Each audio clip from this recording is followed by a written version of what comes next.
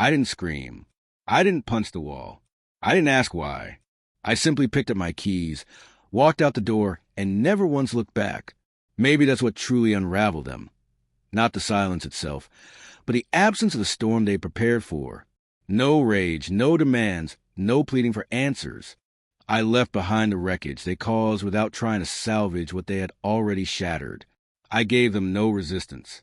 I let them be together. And in doing so, I gave myself the one gift they never could escape. We had been married 5 years, together for 7. She was the person I built my world around, and he was my brother, blood and vows. 2 sacred bonds betrayed with a keyboard and a collection of midnight whispers. It didn't begin with fire. It started like most betrayals do, quiet, familiar, almost innocent. Her laughter came easier with him. There were jokes I was never part of, glances I couldn't decode. Her phone lit up with his name at hours no brother should be texting another man's wife. I told myself it was nothing. They were close. We were family. I convinced myself that comfort looked like this, that it wasn't what it appeared. But the gut never lies. And once suspicion takes root, it grows like ivy, tight, creeping, merciless. The night everything cracked open, her phone was resting on the couch while she laughed in the kitchen over something I didn't understand anymore. I don't even remember walking over. I didn't mean to look, but I did. Maybe I had to. The truth was already screaming in my bones. I opened the messages. I scrolled and kept scrolling. It wasn't innocent, not even close. It hadn't been for a long, long time. There were memories etched into those messages that I wasn't part of. Moments they created behind my back. Plans to meet while I was working. Flirty jokes written in the language of secrecy.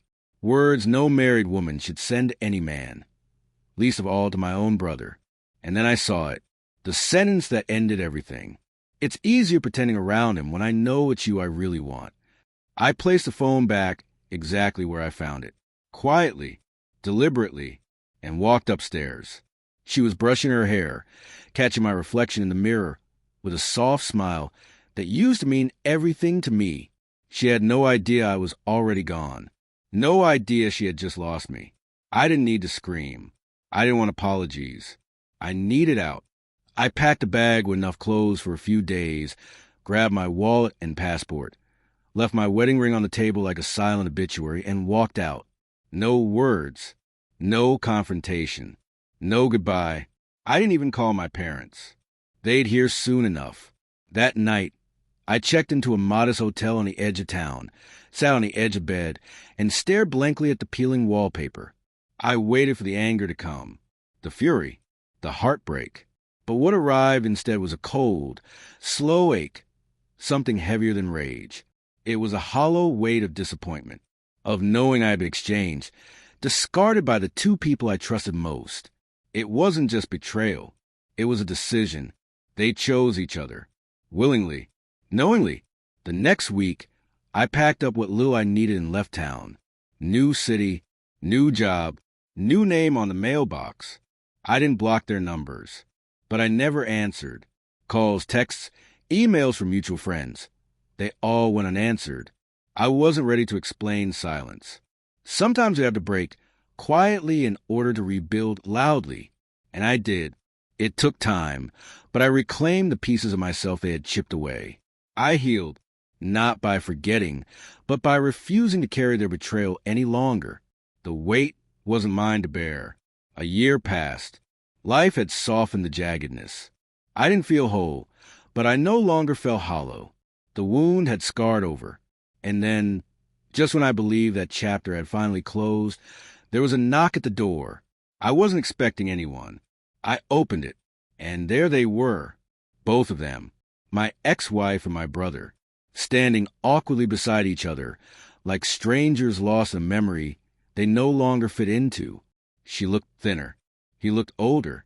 Life had clearly taken its turn with them. The same pain they'd handed to me seemed etched into the lines on their faces. I said nothing, arms crossed, leaning against the doorway, letting the silence speak. She was the first to try. "I know we have no right to be here," she said, voice wavering. "But we needed to see you. I didn't move, didn't step aside, didn't invite them in. Then he tried. His voice softer than I remembered. I messed up, man. I lost my brother. For what? For nothing. I looked at him, not with hatred, not even with anger, just emptiness. A clean, barren space where family used to live.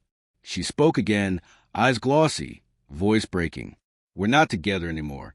It didn't last. I realized too late what I destroyed.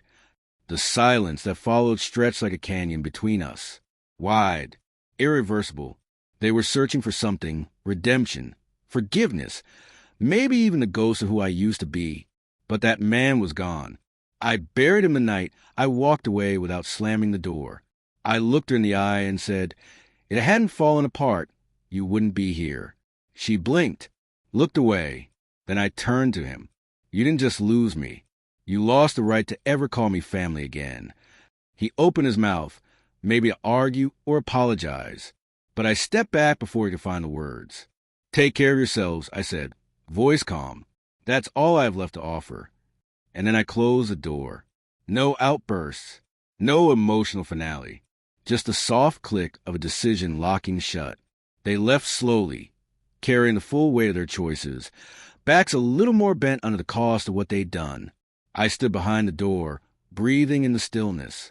And for the first time since everything collapsed, I felt something stronger than pain. Peace. Because the night I walked away from them, I didn't just leave behind betrayal. I walked towards someone far more important than myself.